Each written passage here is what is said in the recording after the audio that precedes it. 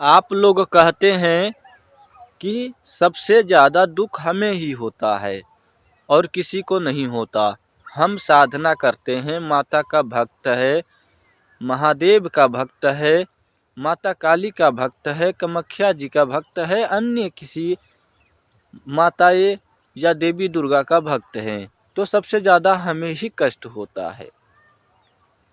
कष्ट इतना कि मर जाऊं, कष्ट इतना कि आत्महत्या कर लूं, कष्ट इतना होता है कि लगता है कि इस संसार को छोड़कर कहाँ चला जाऊं। इतना ज़्यादा कष्ट आपको अपने जीवन में देखने को मिलता है। कष्ट जो सुखी है उन्हें नहीं होता और हमें ही क्यों होता है।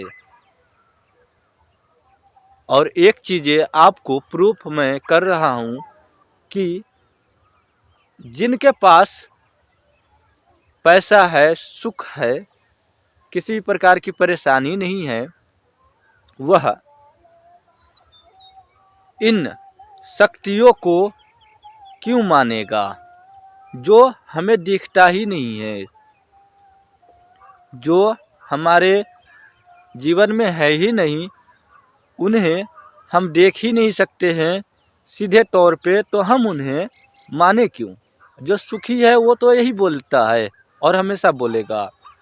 लेकिन जिन व्यक्तियों को दुख होता है, चाहे वो पैसा वाला हो, चाहे वह अमीर हो, चाहे वह गरीब हो, जो व्यक्ति को दुख होगा, कष्ट होगा, वही इन चीज़ को मानता है। और जिनको दुख होता है, तकलीफ होता है, वही व्यक्ति साधना करता है, चाहे माता या पिता की भक्ति करता है, ईश्वर की भक्ति करता है, किसी दुर्गा, काली, शक्ति की भक्ति करता है। उन्हें दुख ना होगा तो उनको जीवन में कुछ ऐसा परिस्थितियाँ खड़ी नहीं होगा तो वो किसी माता को नहीं मानेगा। जैसे कि आप सब चीज़ से सुख हो, सब चीज़ से आपको सुखी संपन्न जीवन है आपका, आपके जीवन में किसी भी प्रकार की कमी नहीं है, सब कुछ आपको मिल रहा है, खाना मिल रहा है, जो आपको चाहिए वो मिठाई मिल रहा है, शौक मिल रहा है, अच्छा नींद आ रहा है, किसी भी प्रकार की कोई चिंता ही नहीं है, तो आप जो चीज़ सीधे तौर पे नहीं हम उसे देख सकते हैं, नहीं उसे हम पकड़ सकते हैं, नहीं उसे हम छू सकते हैं, हम उन्हें क्यों माने। जो लोगों को दुख होता है, जो लोगों को तकलीफ होता है, वही इन चीज़ को मानता है। जो सुखी है वह तो यह भी कहता है कि हम क्यों माने, जिनको दुख होता है सो मानता है, हम तो सुखी संपन्न है, हम क्यों मानेंगे भाई। तो ऐसे लोग भी बोलते हैं, मैंने सुना है अपनी कानों से, ठीक है।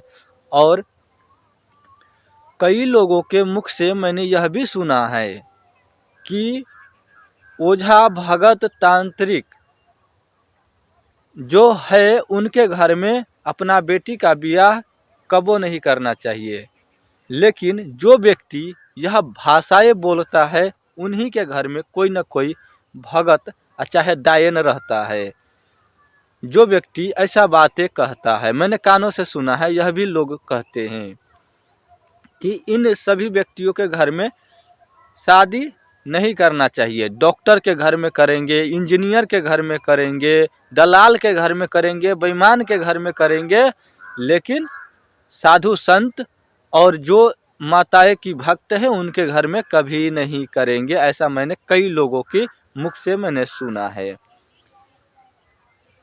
और चोर बेईमान के घर में वो शादी करेगा, लेकिन साधु संत के घर में शादी नहीं करेगा, कई लोगों के मुख से मैंने सुना है, ठीक है। और आप लोगों का क्या सोच है हमें ज़रूर कमेंट में बताइएगा। तो जिनको दुख होता है वह माता को मानते हैं, वह माता को पूजते हैं, तो उनके जीवन में माता का क्या अहमियत होता है, क्या माताएं उनके जीवन को बदलते हैं, किस तरह से उनको जीवन में बदलाव आता है, वह उन्हीं को पता होता है। और वह माता से क्या लेते हैं और माता उन्हें क्या देता है, उन्हीं को पता होता है।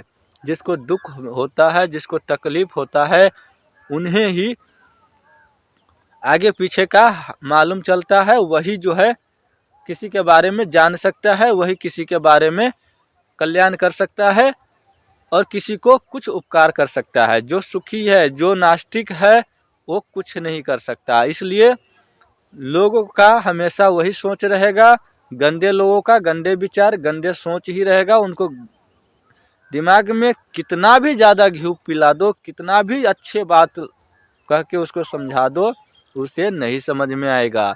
उसे इसलिए समझ में नहीं आएगा क्योंकि वह नास्तिक है, वह आध्यात्मिक शक्ति को नहीं मान सकता। और ऐसे लोग ही धर्म परिवर्तन करते हैं, और ऐसे लोगों को धर्म परिवर्तन करने में समय भी नहीं लगता। जहाँ देखा खीर वहाँ चला गया फिर, ऐसे ही लोग करते हैं। यदि आप लोगों को विश्वास नहीं है तो अपने ही एरिया में किसी न किसी के मुख से सुनिएगा या अपने आंखों से ही देख लीजिएगा।